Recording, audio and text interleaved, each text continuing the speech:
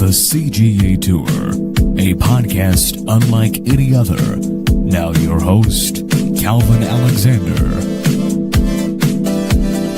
Hey Cowboy fans, today's episode is brought to you by Oakley Burklow, your go-to independent insurance agent and proud OSU alum. Oakley helps with home, auto, life, and business insurance, working with multiple top-rated insurance companies to find you the right coverage at the right price. Licensed in Oklahoma and Arkansas.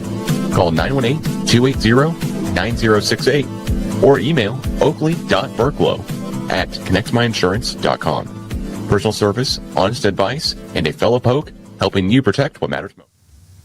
Hello and welcome back to the latest episode of the CGA Tour podcast. So always here, I'm your host, Calvin Alexander, joined today by Josh Morallo. Josh is a fellow Oklahoma State guy, but an Oklahoma State student. I almost said fellow student. I feel like I'm still an undergrad, working on campus some of these days with you. But Josh and I are frequently talking about Oklahoma State sports, had him on, talk about the coaching search. Hey, we got Eric Morris, so of course our plan worked out, right? Exactly. It is meant to work out the way it was supposed to. Yeah, but we want to talk through the top 25 win last night, beating Central Florida, depending on when you're listening to this, and then going down the slate here and get some transfer portal updates and some trivia at the end. So, Josh, welcome back. What did you think about the game last night? How did it feel? I know you're still was the break, so you're back home. Unfortunately, we're not in Stillwater with me, but what did you think of the game last night on TV? Of course. Thank you for welcoming me back on the show. So excited to be here. I unfortunately didn't get to watch nearly as much as I thought I would, time change and all that, just being in a different place. But looking at it, I was able to catch the end and I was very surprised, bounce back win after getting absolutely manhandled by Tech in the first game. I watched that one. That one was a rough game. And I thought the guys pick it up last night in that win. It was much better performance. I know they went with a double big lineup, going with Fala and Ahmed. It really opened up the game for Fala. It just allows him to get more touches in the paint and just work kind of his magic in that weird, little baseline drop that he kind of does underneath the basket. It's just been unreal. He had 24 points yesterday, which was ridiculous. And I gotta give my flowers to Kanye Clary. They slandered him a little bit after the win, especially on the broadcast. I don't know if you watched the Tech game. They were talking about how they were taking terrible shots, the guards, like him and Curry. And Kanye Clare put up a great performance, 18 points, nearly a triple-double, had 8 assists as well. Really huge contributing factor to that win. I can't believe it. Yeah, the one thing that stood out for me is that Lutz did go, hey, let's run a double big lineup. Let's see what we can do with Fala at the 4. Fala was interviewed after the game, and he basically said, you have to go use my legs a lot more. I understand English is not his first language as well, so he's getting out a lot more than that. You can take a lot from those interviews, basically off of his body language during the interviews and how he's explaining it. He's saying, hey, I can't be as physical because when I'm at 5, I'm pushing guys under the basket. I mean, that's almost a direct quote from him. I'm paraphrasing a little bit, but he said the word push, so I can't think the refs are like, oh yeah, he's just doing great down there. But he had his second 3 in a row, back-to-back games, I should say. Yes. So he's stepping down the perimeter, getting a little bit some space. And hey, we kind of have to run that against UCF, right? I mean, they have a bigger lineup, and when you have Clary at 6 foot, maybe, it's a tough deal. No, definitely. It was just great to actually see our guys space the floor. I know that over the offseason, Oklahoma State said we're gonna bring in actual scorers. They just got contract a bunch of guys, but we saw in those first couple games, it was hard for them to kind of fill out what your role is. And you've seen guys take, I guess, back seats to what would be previously number 1 scoring roles on their previous teams. And I think those lineups are finally starting to mesh together, and we're finally getting, some proper play in time for some Big 12 basketball. Yeah, which is also extremely exciting. Of course, the matchup against Iowa State this weekend is one that I'm a little bit more worried about than I was about the UCF game. But being the top 25 team in the country is something to always be excited about. On the note of Kanye Clary, he got 9 boards. What'd you take away from his play overall? It seems like he just kind of took it over. Do you think that is important to us having a double big lineup and those guys boxing guys out for the fast break maybe? I think it was helping with, getting more size in that lineup. It was a little more physical so that our guards could kind of play in those roles. I know Kanye wants to play a fast game. You could see whenever he's out there, he's trying to run tempo. And finally getting him in a lineup where he could be a little more physical, but it doesn't require him to go through 3 collapsing big men right under the basket that are like just on him, is kind of helping him open up. And I think it's especially the effort thing. I mean, there was a lot of talk in the post-tech game about like, are these the guards that can really help this lineup, propel forwards? And I think especially Kanye Clary heard that and said, all right, I'm going to show you what I can do, because he is capable of it. And we saw it tonight or last night. Yeah, I mean, he has a 3-minute stretch where he scores 6 of the game's 9 points, a couple layups, a couple free throws. Tied a season high for him. I'm pretty sure it's a career high in rebounds, but it's definitely a season high in rebounds as well too. It seems as though maybe the Russell Westbrook strategy of Steven Adams just boxing guys out, Westbrook grabbing the ball and going coast to coast is working out a little bit. I mean, it's a fun deal when we've got guys that are multiple ball handlers, that there's not just like Ike Likely or just 1 or 2 guys we can look at as ball handlers coming up on the court that can shoot. But one thing that let's emphasize is the defense. Now, the funniest part was he starts off literally the post-game, interviews saying, hats off to our defense. Sky Clary is sitting to his left wearing a hard hat, and then he refers to it later on. So I'm like, hey, hats off, but that's the guy wearing the hard hat. So funny deal overall. But what'd you think of the defense from the Cowboys? I think there was a lot of talk about questions about, can this defense survive without, Christian Coleman being like a rangy, stretch 4 kind of rim protection guy. But I think it played well. I was a little worried about the fouls, especially in the first half. Benjamin Ahmed takes, I think, was it 2 fouls right at the top of the game, and they kind of just sat him because they just realized, it's just not going to work against this really, physical UCF kind of, I guess, more veteran lineup, with him just, only playing maybe his 5th game at the college level. And I think it was just getting better at the defensive part. There was a little more effort that I liked. Turnovers were still high, which were kind of leading to those weird fast breaks for the other team. But I think we are starting to figure out how to kind of communicate better on defense, and especially just work way harder in that role, especially Isaiah Coleman. I know that probably won't get talked about too much, but he just played really good on defense. I really liked what his coverage was, and how he was able to kind of range around and actually play from the perimeter right down to right around that 10, 15 foot range. Yeah, I love that we're playing more guys and we're trying to really get deeper into the lineup. But the defense was great. I wonder if we started Ahmed just because, hey, you've got John Bull down there, who's no relation to Manute Bull or Bull. I checked, but the guy's 7'2", right? So are we just kind of, hey, Parsifalo's like 6'10"? Are they just going to throw it over him? How are we going to space this out, make it work? Is it actually going to work? And John Bull so far this season, his offensive rating is like 133.7, which in contrast, he's doing pretty good. Is what I'd say. I mean, he overall in the season here, he transferred from Ole Miss to UCF. I give you a bunch more information, but basically here at the end of the day, he's played in 30 games. He's played in a lot more than Ahmed has. He's definitely a more seasoned guy, but he's 7'2". I mean, he is not a Bull or Manute Bull size, but he's up there for sure. It's a common last name in South Sudan, so that's why we have the name repetition here.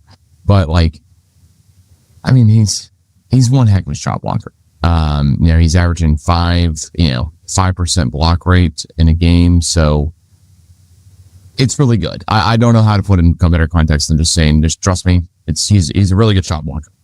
Not much more to say than that. But also Anthony Roy, right? Getting it right here. He put up one heck of another, he put up a great game, but like at one point he was 56-53 and he hits a three where the defender is on him the second he catches the ball. He literally takes just catch, drop back a little bit, pulls up, shoots, follow setting screens all over the court for him. Definitely some pin down screens where Roy's coming off it and coming off the top of the three that are just phenomenal. Is he the most fun player we've had to watch like in a couple of years? I mean, do you remember a more fun player to watch, especially when he can shoot the ball like him?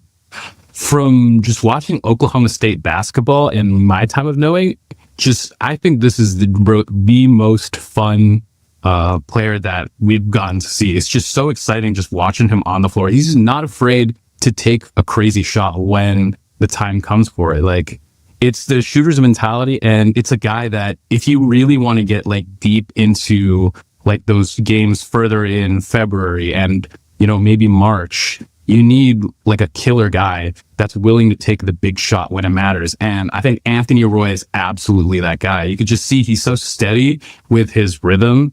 Just every time I watch him shoot, I'm just like, wow, this thing might be going in. And I'm just like, oh my God, he's chucking it again. It definitely helps when we're 52% from three in a game comparatively to the Texas Tech game. But the other part that I wanted to get here too is that Kanye Clary got to the line. I mean, there's just no other way to say it, right? Like we shot almost 20 more free throws exactly between last game and this game. Kanye Clary went from shooting, he was 3-3 at the line tonight, getting downhill. Ye is back, all those fun things, right? Like he's 18 points. But in the previous game for Oklahoma State, Clary was 0-5 from three, didn't shoot a free throw, and we shot 19 total free throws as a team compared to 35 against UCF. So do you think there's some point where it all meets in the middle? I understand, but what do you think is more important here, that like we actually played a UCF team that's just so much worse than Texas Tech, so we were able to get more free throws, or do we have a different mentality? Which do you think kind of outweighs of the two? Great question. I think that we finally figured out that you just need to take it to somebody. You watched the Tech game as well. I'm pretty sure that you just kind of saw that they were just forcing shots. They were getting into like these bad shots, these weird mid-ranges, these long twos, and then these kind of like semi-contested threes when they know that the pace was just kind of not working their way. But in the UCF game, you could see that they were kind of working way more downhill, driving, slashing, cutting to the basket, and making UCF actually work to play defense, which is something that they didn't really do in the Tech game. And, it kind of worked out. They got to the line a bunch. They actually shot free throws pretty well considering, how previous years have been in that department.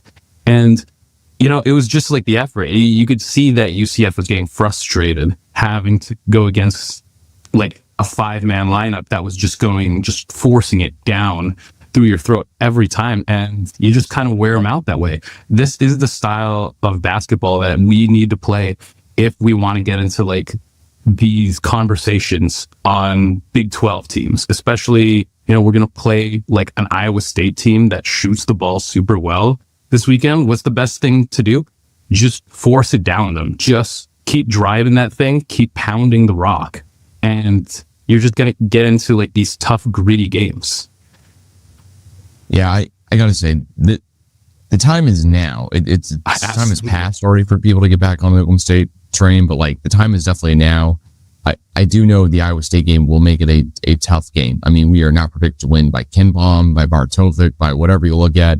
Iowa State is one of the best teams in the country by far.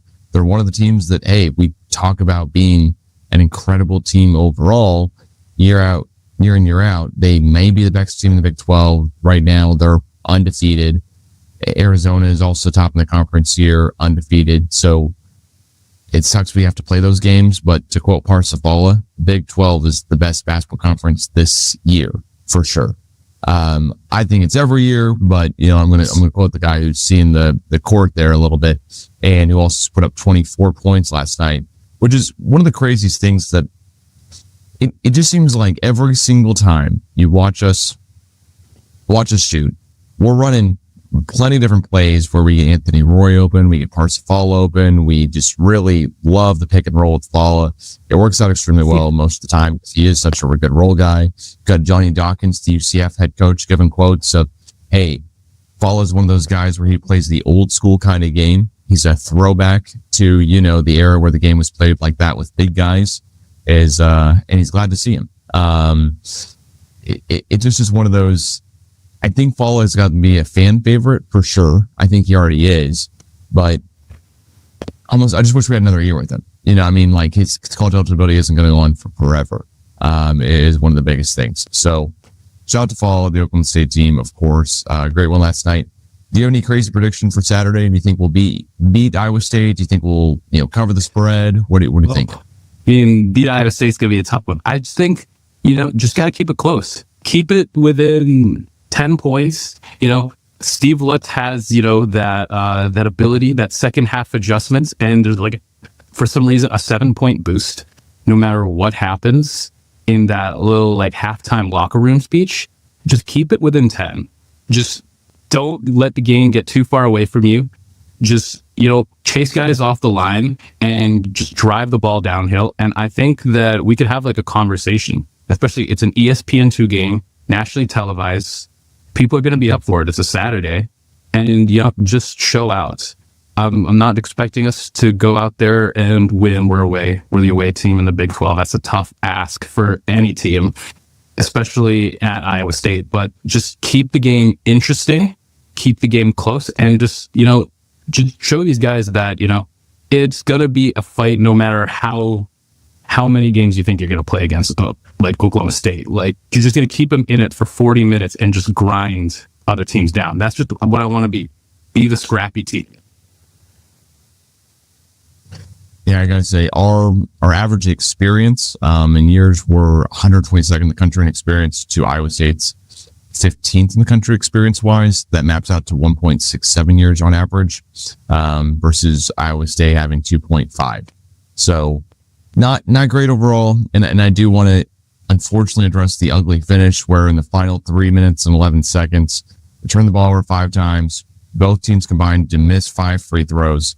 It was just absolutely pure chaos. Anthony Roy into the game, on his ass, in the backcourt. And you got Steve Lutz giving just one heck of a quote saying he wants to jump into Boomer Lake after the game had ended. And he said in the post game, but he said he's never seen something like that from both teams. So it's not just us, not just UCF, but I don't love how the game ended, for sure. There's a lot to work on, a lot to improve on, and Iowa State is top 5 in the country no matter what you're looking at. So, tough ask for sure when we're unranked. But another reason why I wanted to, of course, get you on the podcast here is to talk about the transfer portal. Eric Morris is bringing in all of the UNT guys. They're just basically in one big semi-truck moving north with all their stuff, it seems, that these days. We've got a bunch of wide receivers. Wyatt Young has also committed to Oklahoma State. And then now we're getting a bunch of the defensive guys from UNT as well. What are your thoughts on all of this? On getting all of the group of 5 guys? Kurt Zanetti got 13 James Madison guys to go with him to Indiana. We're circling, if not well above that number now, depending on when you're listening to this, of UNT guys coming to Oklahoma State. But what do you think? I am absolutely excited that we are playing in an entirely new team. We are, according to 24/7 Sports, we got the number 2 transfer class in the nation. As of this moment, we have 25 guys that have officially committed as incoming transfers to Oklahoma. It will be down. But we officially thought we got the best QB in the transfer portal that we could have asked for. The best running backs in the transfer portal we could have asked for. We got the best wide receiver in the transfer portal that we could have asked for. We were just sitting here, was it 2 or 3 months ago, about where are we going here with Oklahoma State football? And we talked about it for a little bit, just going, we need to bring in, hopefully, Eric Morris would keep bringing the dynamic offense down there in Denton. Look what he brought in, basically, the Oklahoma State debris. The freeway is running toward the I-35. Everybody just going one way right now. And all the way still was. Unreal that we've been able to pull this off after maybe 1 weekend in the transfer so far.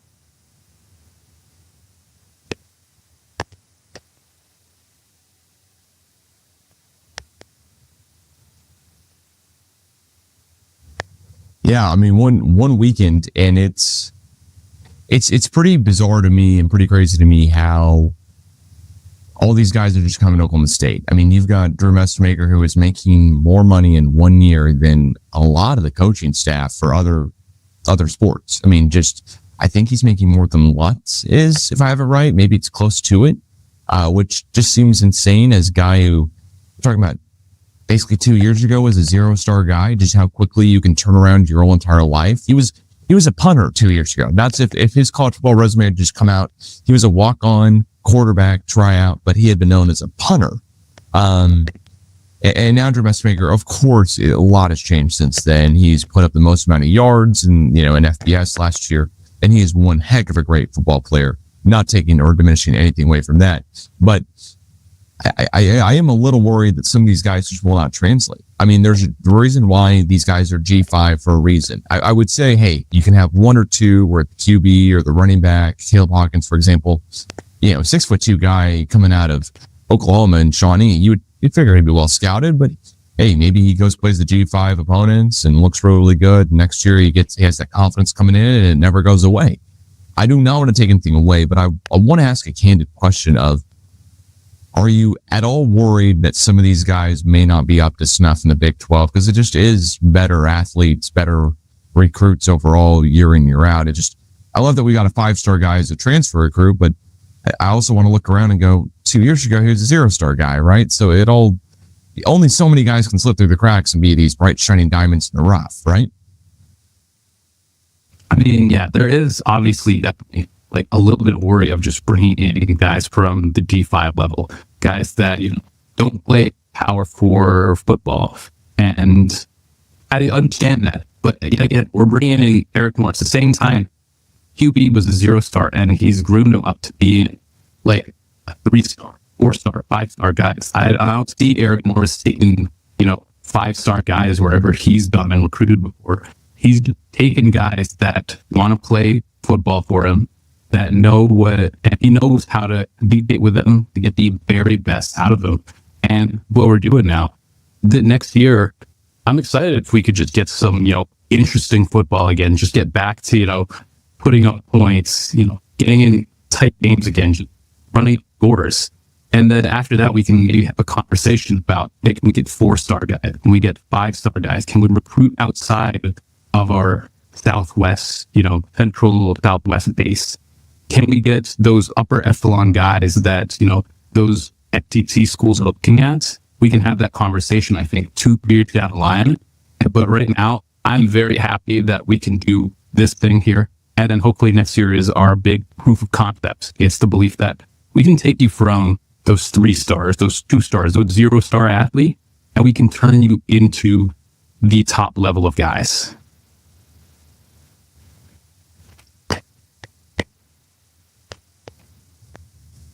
Yeah, I mean, I guess it all sounds quite wonderful, but at the same point, I am always a little bit just kind of worried, right? Like I'm not trying to take away, but it'd be a voice of reasoning more than anything else. Like these guys have all played. That's the one thing that gives me a lot of hope and excitement, is that when I'm looking for other guys last year out of the transfer portal, and we've got a guy from Michigan State, coming in, we've got a guy from a Big Ten school, an SEC school in Vandy or whatever. Like Wendell Gregory Jr., he's one of the guys that, hey, he really didn't play at all, came to Oklahoma State and showed out, was like a true diamond in the rough / he just was waiting his turn at South Carolina to get on the field, and he didn't want to wait his turn that much longer. And he knew he was good already. He knew he could make more money already. So he did. He took the advantage of the opportunity. Love it. But I am also going, man, these UNT guys have played football. They have a lot of snaps under their belt. They're not just some guys that are, hey, they were maybe on the backups, or they were the second string at Oregon or whatever.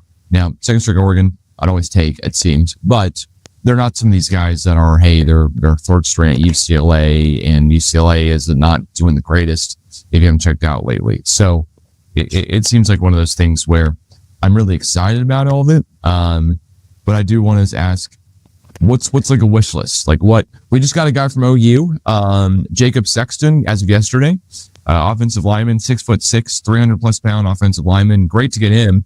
But what do you kind of have as a wish list of guys or of just positions that you'd rather see come in Oklahoma State now that we have the quarterback, and it seems like we have the running backs as well. I'm very, very excited with what we've brought in so far. I'm able to dream, not in our realm. You give me Cam Coleman, even though we do not have the money for Cam Coleman. I just want us to hopefully shore up, get ourselves a couple of defensive guys. I know there's Quay Parrick. He was at Minnesota. The Gophers, he was one of the top safeties. And I said, you know what, can we get ourselves a couple of secondary guys? I'd be very interested in him. I don't know if we could afford any of those guys or if we could even be on their radars. Maybe some edge guys. Jaden Woods have been thrown out there a couple of times. I just kind of want us to hopefully be in like a race with any of the guys that are still kind of sitting around that haven't really looked at anybody and just be like, hey, come here. We are building a great program here, and hopefully the elevator is going upwards. If you want to ride this elevator, feel free to join in. Get some guys from, those Alabama guys, those second string guys. Wouldn't be mad to get any of those brothers out here. Yeah, I would love to see, I'd love to see some more defensive guys for sure.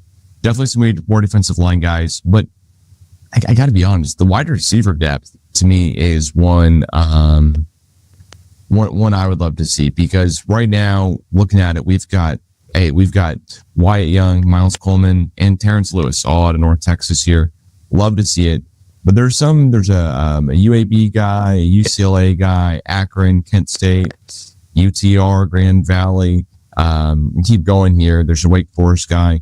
I just love to see us get just more wide receivers overall, because once I understand that not every single guy in the entire world is going to come to Oklahoma State because we already have two top guys. But at the same point, seeing Gavin Freeman transfer out makes me a little worried. That one was a little bit more of a blind side because that was a later entry into the portal as well. So that to me means something happened behind the scenes, either with Morris being very honest or Gavin Freeman just saying, hey, I need to look for other opportunities where I might be the wide receiver one, and they already brought in two other wide receivers. So right now I might be competing for that role where he wants to be number one. I'm not going to get into a bunch of the headspace ideas here, though, much more than I already did. What do you think about kind of the wide receiver depth right now, though? It seems like we have, and of course, we'd love to have more wide receivers, right? No, absolutely. You are right about that, especially because, if we're going to bring in one of the top QBs, hopefully we're bringing in some top wide receivers to help, insulate around him. And I mean, there's definitely, hopefully, I'm going to trust Eric Morris. I'm going to trust that he has a plan and that he's going to bring in more guys. And I mean, I like what we have so far through less than half a week into the portal. And hopefully we can go, find guys around that still haven't really signed that, are just looking for a chance to get on these fields. Like, I know that we're kind of looking through some portal guys, and these guys are from schools that might not have him as like a top receiver. It might have been sitting like as a second string or maybe like a third string guy. And hopefully we could bring him in here and say, hey, we have a quarterback that's willing to sling this ball, and we just need some pass catchers right around there. Hopefully we can get some guys. I know that, we talked about maybe the Kent State guys, maybe a couple of those guys from like Wake Forest, these ACC schools that have been, kind of looking at, options to see where the elevators are going. And I just hope that we can keep getting guys to the portal. Yeah, it seems as though the wish list might be kind of long, but I'd love to get Randy Pittman or Donovan Green, who apparently is touring Oklahoma State and he's been on campus here recently. He's a tight end out of LSU, and everything that's going on at LSU right now. I wonder what their whole entire fan base is thinking, because it seems like not a lot of the Ole Miss guys are going over, and LSU might be struggling just a little bit. Of course, I think they'll figure it out because they have definitely the pockets to figure it out for sure. But I mean, there's plenty of offensive line guys too that I would love to see, like getting in 5 total guys here as of recent, but 3 being from North Texas is a little bit kind of worrisome. But then again, these guys are all, for example, I'm just gonna pick a guy here at random. they're all pretty well built guys. Johnny Dickinson, for example, here. I mean, he's not a small slouch here, as you know, as a recruit, and he was All-American third team in last year for UNT. He started 13 games for him, so it's saying something. Yeah, I mean, he agreed as the number 5 guard in the American Conference, so I'm a little worried, but hopefully it's just for no reason. Hopefully it's for no good reason at all, but I don't know. Covering football here up before we get to the trivia question here at the end. Any other thoughts here on maybe the best transfer guy you think we've gotten, except for the quarterback and running back? Outside of our sensational top 3 guys. Yeah, and Wyatt Young. Yeah, we're throwing him in there too. Yeah. I mean, to be honest, I kind of like the Quentin Hammonds pick. A little rangy safety, bringing him in, one of those guys from that UNC defense. I'm just kind of interested just to see what he could do. 6'1", 219. I'm just interested to see what we could do, especially because he's one of the only, secondary guys that we brought in so far. And he was one of the quicker ones to sign with us. And I said, you know what? I'm just interested to see, because I figured that he believes in the Oklahoma State mean green vision that much that he signed with us straight away. I'm just interested to see when we get out on the field. I think in September. It's not an August start anymore for us, is it? Yeah, I was gonna look that up here real quick too. Yeah, I don't think so. It's like really I know we got Oregon. Yeah, I know we got Oregon coming here, which isn't too much fun in comparison, but yeah, I want to say it is. I want to say it's at Tulsa on September 5th. It's our first game. Exactly. So, I think when we step out on that Tulsa field on September 5th, I'm going to be looking for Quinn Hammonds. I'm just, everybody's zigging, I'm zagging. I'm just kind of interested to see what he might bring to the table. There's a lot of turnover, especially on defense for us. And if he could be a guy that, we bring and have him play his way, I'm interested to see what we're going to be bringing. Yeah, I am as well here. So I'm excited for sure. This is a great time in college football. All right, here's the trivia question, Josh. All right, Mike Gundy in 2005. The last time we had a brand new head coach was 2005. That was Gundy's first year, of course. He went 4-7. Do you want to give a guess here what his overall record was in the Big 12? Granted, there were 8 games that year. Oof. 4-7. He was 4-7 overall in 11 games. But yeah, it was first season as head coach. I'm still trying to figure out why it's only 11 games, but I'm sure someone will figure that out for me. But there were 8 Big 12 games that year.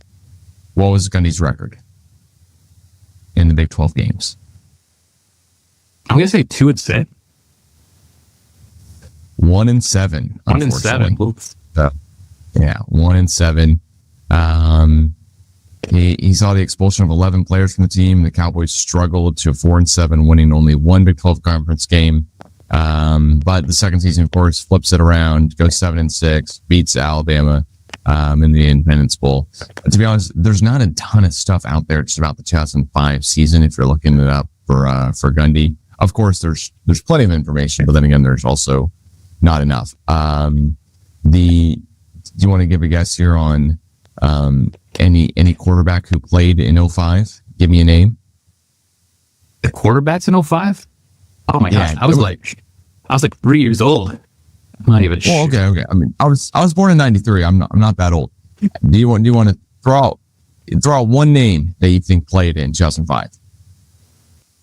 I don't even know if I know anybody from 2005. That is way too far back for me. So Donovan Woods, the former, I think former safety. I forget exactly. He played in 11 games that year. But I think most were at the defensive side of the ball here. He was a third string quarterback, but Bobby Reed, Oklahoma State's, I think it depends on how you look at it, but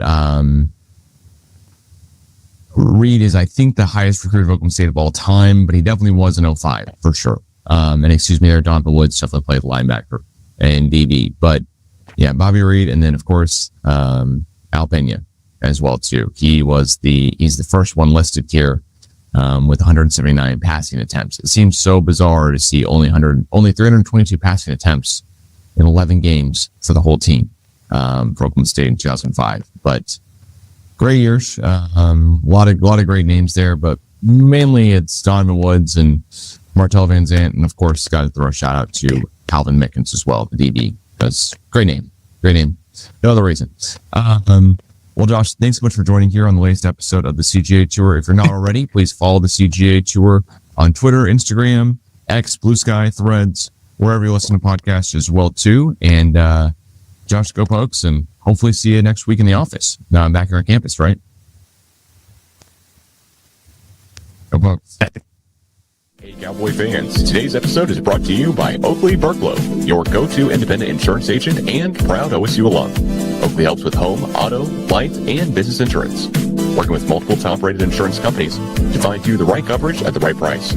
Licensed in Oklahoma and Arkansas. Call 918-280-9068 or email oakley.burklow@connectmyinsurance.com. Personal service, honest advice, and a fellow poke helping you protect what matters most.